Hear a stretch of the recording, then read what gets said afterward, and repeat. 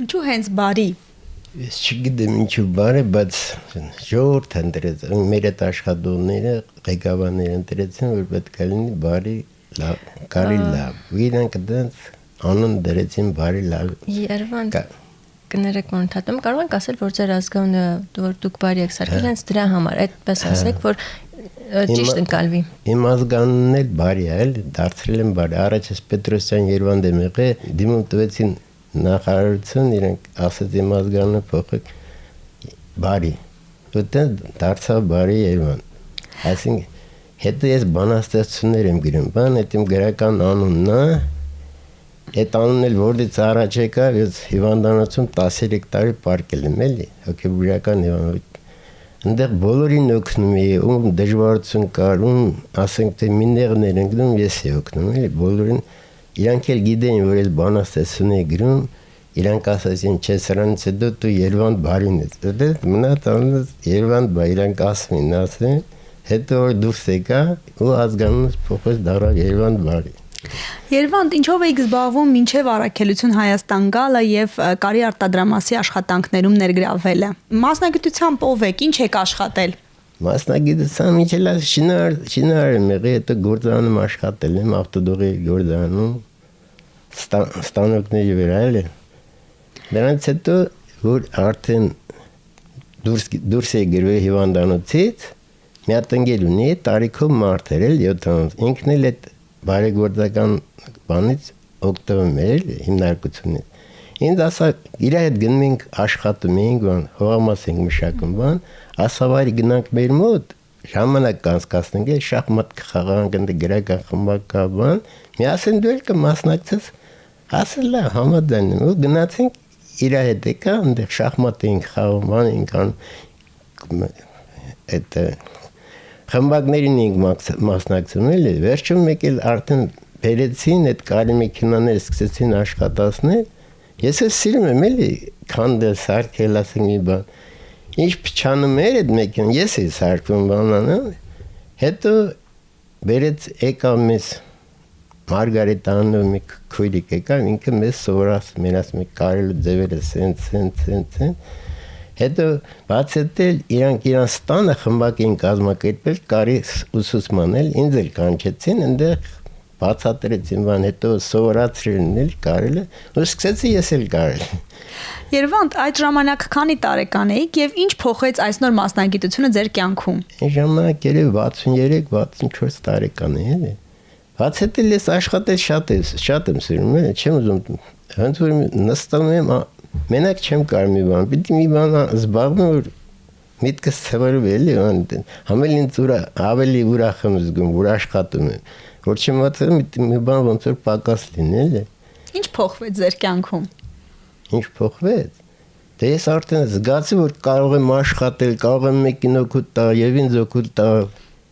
Հասկանում եք։ Ես ուրիշներին նման չէ որ ասում քիչ մի բան անում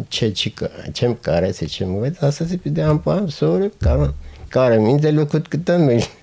ժողովրդին էլ Ես գիտեմ նաև որ դուք այ պատկառելի տարիքում 63-ից հետո որոշել եք նորից դասընթացների գնալ, ավելի հմտանալ, մոդելավորում սովորել, դժվար չէ նման որոշում կայացնելը եւ խորանալ ընտրած մասնագիտության մեջ։ Չէ, չգիտեմ Իմ համար դժվար չէ, չեմ կարող ուրիշը մտածում է դժվար է դրա համար չփորձում։ Հետո կարելի է փորձենք կստացվել, ու ստացվել, փառքած։ Հիմա ինչ եք անում, ինչ գործողություններ եք անում, այսինքն միայն չեք կարում։ Հայս մենակ չեմ կարում, էլ ասենք մեքենաները փչանում է բանա, ես եմ սարքում, ասենք իրանք չեն կարում, կանանք մի բան ջարդում են կամ բան, ես փոխում եմ, սարքում, ասեղները փոխում եմ, թելում եմ, Հետո ասենք թե յուղելապետ յուղում եմ մեքենաները։ Մի բան ինչ լինում է ինձ Երևան դեսի ոնց ասում սենց շատ են էլի կարող շատ ներվել այդ կողմով էլի անտատեսի փչատավես էսին Այս ժամանակ չեմ կարել է շատ անգամ Իսկ քանի անուն ապրանքատեսակ եք արտադրում եթե թվարկելու լինենք եկեք հիշենք ամենապարզերից սկսեցիք եւ այսօր արդեն քնապարկերին եք հասել եկեք թվարկենք եկեք հիշենք քանի Անուն ապրանքատեսակ եք ստեղծում։ Անկողմային պարագաներ են կարում, հիմա ես էդի կարում եմ էլի։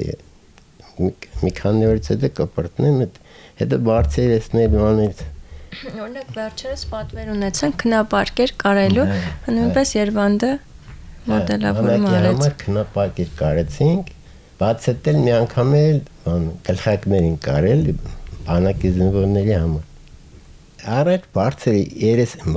երես էին կարում, բարձր էին կարում, հետո կոկնոսներ, հետո սկսեցինք խալատներից հետո արդեն անգողներին պարագաներ, հիմա ինչ ասենք թե մեզ ասում են, ընիլ փորձում ենք կարել էլի, ինչ ոնց են ասում են, Մասնավոր պատվերներ են լինում, ինչ որ տալիս են էլի կարում ենք։ Երվանդ եւ մի հարց ձեզ, ինչ խորհուրդ կտաք այն մարդկանց, ովքեր 60 եւ ավելի տարեկան են, արդեն թոշակի են անցել, ձգտում են ինչ-որ մի նոր մասնագիտություն ձեռք բերել, բայց տարիքի բերումով կամ կարծրատիպերից ելնելով ռիսկի չեն դիմում։ Ինչ կարող եք խորհուրդ տալ ձեր օրինակից ելնելով։ Որտեսն է, որ եթե մի բան կամենում են սրտանց, ասենք եթե ցանկանում են, իրենց մեջ ցանկություն կա, որպեսզի մի գործ անեն, պետք է փորձեն եւ անեն։ Չի ստացվի ոչինչ, կստացվի ավելի փառկած։ Միայն ցանկությունն է պետք ամենակարևորը։ Որ ինչ որ մի բան ինքը ցանկանում է կատարել, թող կատարի ուս։ Իսկ տարիքը սահմանափակում չէ։ Չգիտեմ, տարիքը սահմանափակում չի, մարդու առողջությունն է սահմանափակում։ Եթե ինքը ոնց են ասում էլ ձերքի ոտքի վրա կարանը, եթե հիվանդ է, եթե արդեն հիվանդություն չի թողել, որ ինքան։ Թամարա ջան, իսկ ինչ ապագայի պլաններ ունեք, արդյոք կան ծրագրեր, ունեք որևէ օգնության կարիք, որ կարող եք այսօր օգտվելով առիթից դիմել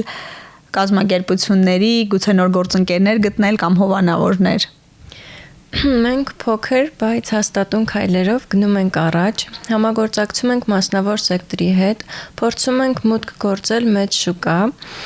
Արդեն նշեցի, որ մասնակցում ենք ցուցահանդես վաճառքների եւ այո, ցանկանում ենք հասնել մեծ բարձունքների, որ Բարիկարի լաբը որպես սոցիալական ձեռներեցություն ճանաչում ունենա Հայաստանում եւ որ ամենակարևորն է մարդիկ տեղեկանան, որ այդ խմբակում, այդ Բարիկարի լաբում ներգրաված են տարեցները եւ հենց տարեցներն են իրականացնում այդ պատվերները,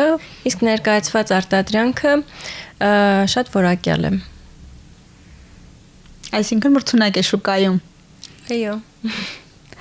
Շնորհակալություն հետաքրքիր զրույցի համար, շատ մոտիվացնող էր ձեր օրինակը, ձեր հաջողության պատմությունը։ Շնորհակալություն, ես նաև նշեմ, որ մենք ունենք Facebook-յան էջ, որտեղ բարբերաբար նյութեր ենք տեղադրում մեր տարեցների կողմից իրականացվող աշխատանքների մասին։ Շնորհակալություն։ Հուսանք Իսկ կարելի է իմ գրած բանասությունը մի Իհարկե կարելի է։ Ինչ բան է կյանքը։ Հաճախ են մարդիկ հարց տալիս իրար, ինչ բան է կյանքը, դավեհությունն ընդդեմ նենգության, դավարությունն ընդդեմ չարիքի, ճշմարտությունն ընդդեմ խաբկանքի։ Հրեղեն ուրևորի ճայթունի փալատակումից, որոտի ծնբոց չարնակամայից բացականչում է մեղակեստերին։ Դա թթվանքն է անմեղ մանուկի, որ լսելով սիրելի մայրը կրծքին է սեղմում մանգին իր բալին։ Խոսիր, իմ անուշ, դայլալիր քնքույց, ձայնով քո մեղմիկ լցրու անդուր չկնաղ մեր կյանքի։ Խոսքով քո ազնիվ, քնքուշ ու բարի աշխարհի վրա երջանկությունը թող տագավարի։ Թող այդպես լինի։